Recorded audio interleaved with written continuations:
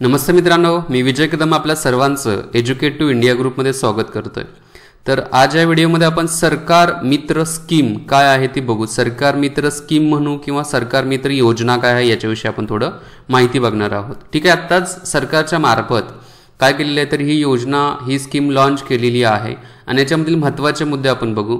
एक म्हणजे ही जी सहकार मित्र योजना जी आहे राष्ट्रीय सहकार विकास संस्थेच्या मार्फत काय केलेले आहे तर लॉन्च केलेली आहे आणि यांच्या मार्फतच काय केलं जाणार आहे या योजनेच्या बाबतीमध्ये सर्व ज्या डिटेल्स असणार आहेत, जे ट्रेनिंग वगैरे घेतलं जाणार आहे तर या संस्थेच्या मार्फत घेतलं जाणार आहे। इंग्लिशमध्ये आपण त्याला म्हणतो नॅशनल कोऑपरेटिव्ह डेव्हलपमेंट कॉर्पोरेशन असं म्हटलं जातं। याच्याविषयी पण थोडी माहिती असून दे। National cooperative development corporation NCDC असं म्हटलं जातं।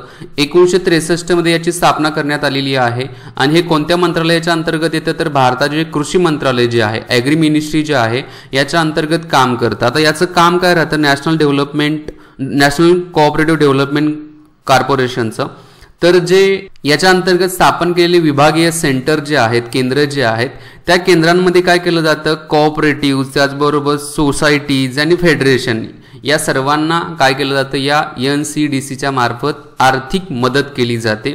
फायनान्शियल असिस्टन्स म्हणतो आपण त्याला, आर्थिक मदत यांच्या मार्फत केली जाते। आता आपला योजनेवरती येऊ। थोडक्यात याच्यावरती प्रश्न विचारला तर तुम्हाला माहिती असून ते काय आहे।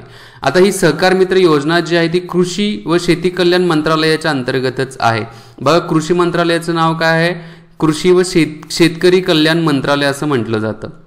आता याचा मेन उद्देश काय आहे बघा, ज्या विद्यार्थ्यांची किंवा ज्या तरुणांची कृषी आणि त्या संबंधित एखाद्या क्षेत्रामध्ये जर शिक्षण पूर्ण झालं असेल तर अशा तरुणांच्या मध्ये नेतृत्व गुण त्याचबरोबर उद्योग निर्मितीसाठीची प्रेरणा या संदर्भात 4 महिन्याचं ट्रेनिंग जे असणार आहे या सहकार मित्र योजनेच्या अंतर्गत फ्री ऑफ कॉस्टमध्ये दिलं जाईल असं म्हणण्यात आलेलं आहे। म्हणजे आपल्याला काय कळलं की ज्यांनी ॲग्री त्याचबरोबर ॲग्री संदर्भित जे कोर्सेस आहेत त्याच्यामध्ये ग्रॅज्युएशन पोस्ट ग्रॅज्युएशन केलं असेल तर त्या सर्वांना या सहकार मित्र योजनेच्या अंतर्गत 4 महिन्याचं ट्रेनिंग देऊन त्यांच्यामध्ये नेतृत्व गुण वाढवला जातो। त्याचबरोबर एंटरप्रेनरशिप आपण म्हणतो, शेती संदर्भात एंटरप्रेनरशिपमध्ये प्रेरणा देणे या उद्देशाने सहकार मित्र योजना आहे। आता यासाठी पात्रता काय देण्यात आलेली आहे बघा। पात्रता एक म्हणजे ग्रॅज्युएट झालेली व्यक्ती असली पाहिजे, ग्रॅज्युएट तो मुलगा असला पाहिजे। मग शेती संदर्भात असेल किंवा शेतीच्या व्यतिरिक्त शेतीलाच अलाइन असणारे जे इतर क्षेत्र जे असणार आहेत त्यांच्याशी असणं गरजेचं आहे। किंवा एखाद्याचं जर MBA जरी झालं असलं तरी तो याच्यासाठी पात्र आहे। तर MBA कोण पाहिजे तर ॲग्री बिझनेसमध्ये एखाद्याचं MBA झालं असेल, कोऑपरेशनमध्ये एखाद्याचं MBA झालं असेल, फायनान्समध्ये झालेलं असेल किंवा इंटरनॅशनल ट्रेडमध्ये झालेलं असेल, फॉरेस्ट्रीमध्ये झालेलं असेल, रुरल डेव्हलपमेंटमध्ये झालं असेल किंवा रुरल मॅनेजमेंटमध्ये झालं असेल तर असे सर्व विद्यार्थी असे सर्व तरुण या सहकार मित्र योजनेच्या अंतर्गत पात्र आहेत। आता याचा फायदा काय बघा, या 4 महिन्याच्या ट्रेनिंगमध्ये या तरुणांनी घेतलेलं शिक्षण त्याचबरोबर आत्ताच्या घडीला कशावरती इनोव्हेशन चालू आहे त्याचबरोबर घेतलेल्या शिक्षणाचा आणि इनोव्हेशनचा जो को रिलेटेड पॉइंट जो आहे या आधारावरती जर या तरुणांच्या मार्फत एखादा उद्योग चालू केला तर याचा फायदा पूर्ण देशाला होऊ शकतो। कारण छोट्या छोट्या उद्योगातून काहीतरी इनोव्हेटिव्ह नवीन आयडिया ज्या आहेत, इनोव्हेटिव्ह आयडिया ज्या आहेत ह्या आयडिया मिळत जातात आणि त्याचा फायदा जो आहे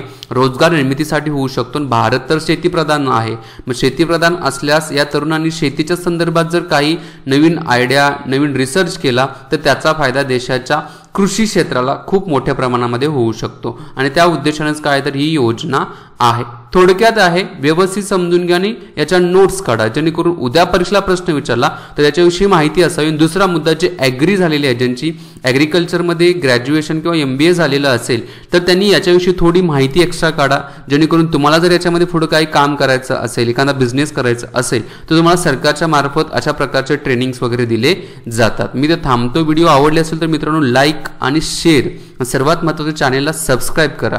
ओके, जय हिंद, जय महाराष्ट्र, जय भारत, वंदे मातरम।